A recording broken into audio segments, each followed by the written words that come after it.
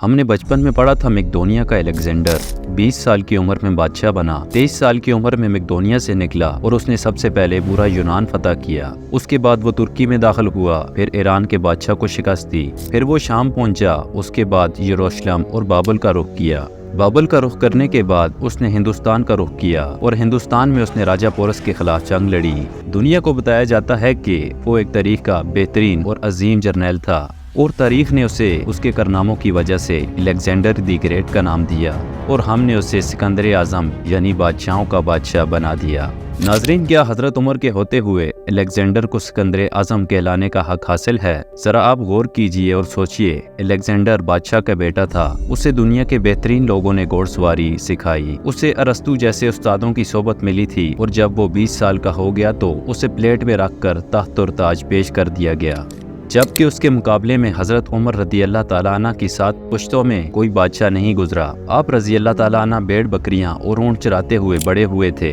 آپ نے تلوار بازی اور تیر اندازی کسی اکیڈمی سے نہیں سیکھی تھی۔ سکندر اعظم نے آرگنائزڈ آرمی کے ساتھ 10 برسوں میں 17 لاکھ مربع میل کا علاقہ فتح کیا، جبکہ حضرت عمر فاروق رضی اللہ تعالیٰ عنہ نے 10 برسوں میں آرگنائزڈ آرمی کے بغیر 22 لاکھ مربع میل کا علاقہ فتح کیا اور اس میں روم اور ایران کی 2 سپر پاور بھی شامل تھی۔ ناظرین، آج کے سیٹلائٹ، میزائل اور آبدوزوں کے دور میں بھی دنیا کے کسی حکمران کے پاس اتنی بڑی سلطنت نہیں جو حضرت عمر فاروق رضی اللہ تعالیٰ عنہ نے صرف گھوڑوں کی پیٹھ پر بیٹھ کر فتح کروائی تھی۔ الیگزینڈر نے فتوحات کے دوران اپنے بے شمار جنرل قتل کروائے، بے شمار جنرلز اور نوجوانوں نے اس کا ساتھ چھوڑا اور اس کے خلاف بغاوتیں بھی ہوئی اور ہندوستان میں اس کی فوج نے آگے بڑھنے سے انکار بھی کیا، لیکن حضرت عمر فاروق رضی اللہ تعالیٰ عنہ کے کسی ساتھی کو ان کے حکم کی سرتابی کرنے کی جرت نہ ہوئی۔ آپ ایسے کمانڈر تھے کہ آپ نے عین میدان جنگ میں عالم اسلام کے سب سے بڑے سپہ سالار حضرت خالد بن ولید رضی اللہ تعالیٰ عنہ کو معزول کر دیا اور کسی کو یہ حکم ٹالنے کی جرت نہ ہوئی۔ الیگزینڈر نے 17 لاکھ مربع میل کا علاقہ فتح کیا لیکن دنیا کو کوئی سسٹم نہ دے سکا، جبکہ حضرت عمر فاروق رضی اللہ تعالیٰ عنہ نے دنیا کو ایسا سسٹم دیا جو آج تک پوری دنیا میں رائج ہے۔ جیل کا تصور دیا، پولیس کا محکمہ قائم کیا، ایک مکمل عدالتی نظام بنایا اور فوج کو باقاعدہ مکمل ایک ادارہ بنایا۔ آپ نے دنیا میں پہلی بار حکمران سرکاری عہدوں والیوں کے ایسٹس ڈکلیئر کرنے کا تصور دیا۔ آپ نے بے انصافی کرنے والے ججوں کو سزا دینے کا سلسلہ بھی شروع کیا۔ آپ جب بھی کسی کو سرکاری عہدے پر فائز کرتے تو اس کے سانسوں کا تخمینہ لگوا کر اپنے پاس رکھ لیتے اور اگر سرکاری عہدے کے دوران اس کے سانسوں میں اضافہ ہو جاتا تو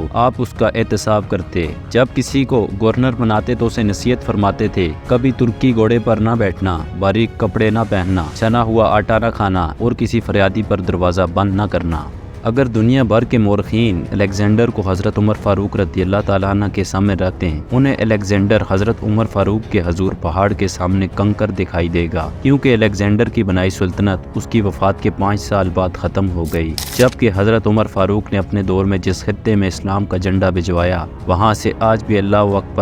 اکبر کی صدائیں آتی ہیں، وہاں آج بھی لوگ حضرت عمر کے اللہ کے سامنے سجدہ کرتے ہیں۔ دنیا میں الیگزینڈر کا نام صرف کتابوں میں سمٹ کر رہ گیا ہے، جبکہ حضرت عمر فاروق کا بنایا ہوا نظام دنیا کے آج بھی ہر ممالک میں کسی نہ کسی شکل میں موجود ہے۔ امید ہے ناظرین آج کی یہ ویڈیو آپ کو ضرور پسند آئی ہوگی اور اس سے کچھ نیا جاننے کو ملا ہوگا۔ اب میں ملوں گا آپ سے اسی طرح کی ایک نئی ویڈیو میں، تب تک کے لیے اللہ حافظ۔